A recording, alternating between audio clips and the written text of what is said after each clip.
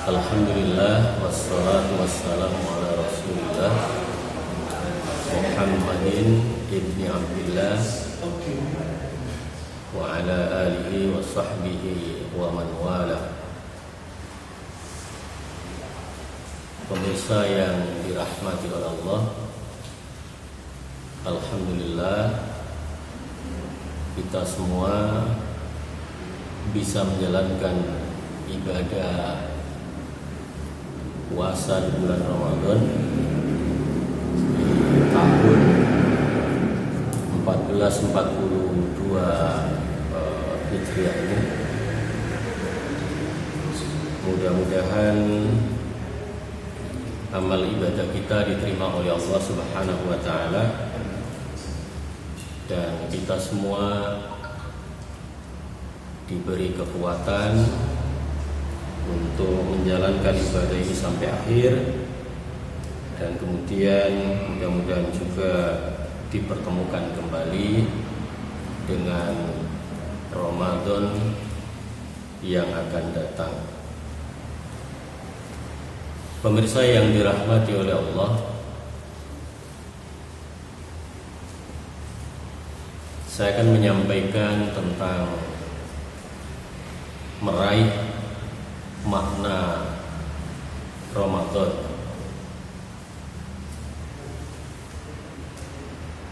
Kita sudah menjalankan ibadah puasa dan ibadah-ibadah lainnya di bulan Ramadan ini, tidak hanya di tahun ini. Paling tidak kita sudah memulai belajar puasa itu pada usia 10 tahun. Kalau usia kita sekarang adalah 40 tahun, maka kita sudah melewati Ramadan itu berarti kurang lebih 30 tahun. Kalau usianya 50 tahun, berarti kita sudah melewati Ramadan itu selama 40 tahun. Kalau usia kita sekarang 60 tahun, berarti kita melewati Ramadan itu sudah 50 tahun. Karena itu, makna apa yang bisa kita raih selama menjalankan ibadah puasa dan ibadah-ibadah lainnya di Ramadan yang sudah kita lalui itu. Dalam sosiologi agama itu dikenal ada fungsi dan ada makna. Kalau fungsi itu dari luar, kemudian kita internalisasi masuk ke dalam diri kita. Tapi kalau makna itu adalah dari dalam diri kita, kemudian kita refleksikan, kita pantulkan keluar. Jadi misalnya, apa sebenarnya fungsi agama, atau secara khusus fungsi puasa di bulan Ramadan itu bagi kita semua. Tentu ada banyak fungsi. Bagi para ahli kesehatan, Ramadan itu bisa untuk meningkatkan kesehatan. Bagi para tokoh agama, Ramadan itu fungsinya misalnya adalah agar kita semua bisa merasakan penderitaan orang lain. Lalu apa makna Ramadan? Kalau tadi fungsi, maka sekarang adalah makna Ramadan itu bagi kita yang mengamalkan atau yang melakukan puasa. Itu berarti adalah dari dalam diri kita, setelah kita melakukan internalisasi tadi, nilai-nilai Ramadan itu kita pantulkan keluar, kita refleksikan keluar.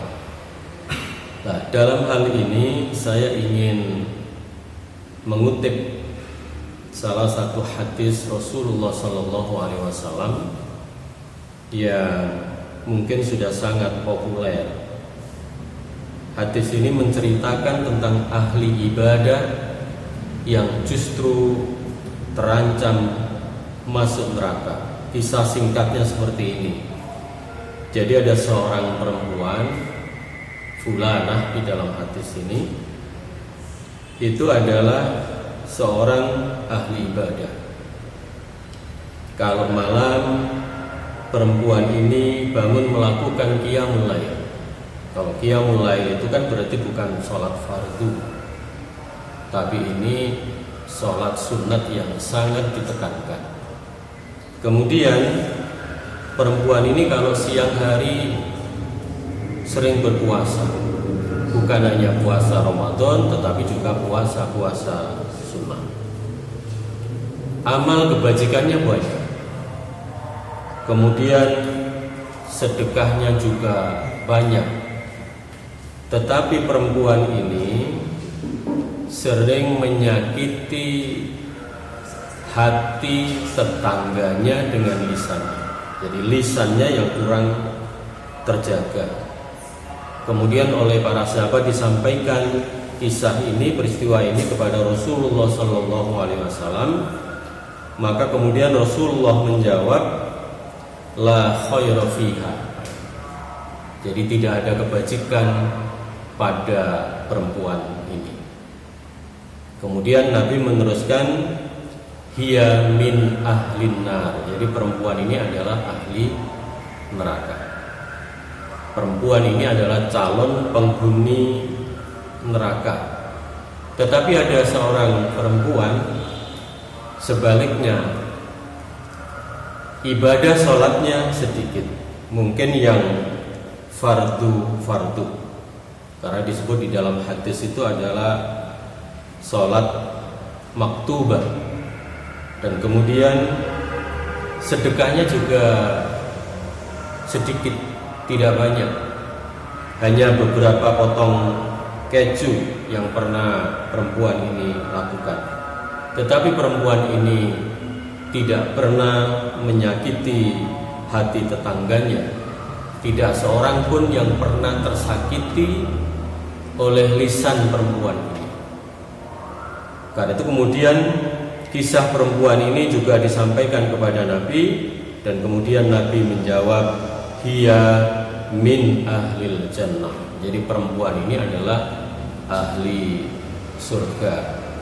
Para pemirsa yang dirahmati oleh Allah, atas dasar itu maka kita semua sebagai sesama muslim saling mengingatkan, terutama saya di sini mengingatkan kepada diri saya sendiri dan kepada para jamaah, para pemirsa khususnya, agar berhati-hati dengan lisannya. Jangan sampai dengan lisannya itu kemudian menyakiti hati orang lain. Tetangga kita sekarang banyak, tidak hanya yang ada di sekitar rumah kita, tapi bisa kawan kita di kantor, di tempat kerja, di pasar, dan lain sebagainya. Itu semua harus kita hormati, harus kita sayangi.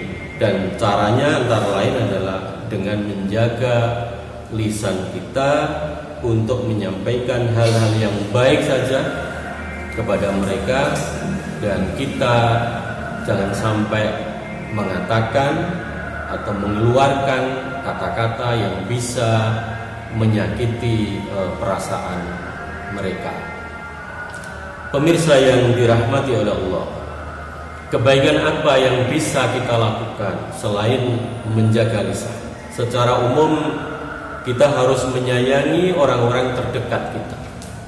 Siapa yang harus kita sayangi? Istri kita atau suami kita, anak-anak kita, saudara-saudara kita, tetangga kita, semua harus kita sayangi. Jadi kita harus menebar kebaikan. Ini bagian dari refleksi atau makna Ramadan yang bisa kita dapatkan dan yang seharusnya kita dapatkan, dan kemudian itu kita refleksikan dalam bentuk kebajikan kepada sesama kita. Saya kira itu yang bisa saya sampaikan. Mudah-mudahan ada manfaatnya, kurang lebihnya mohon dimaafkan. Ihdinas siratal mustaqim. Wassalamualaikum warahmatullahi wabarakatuh.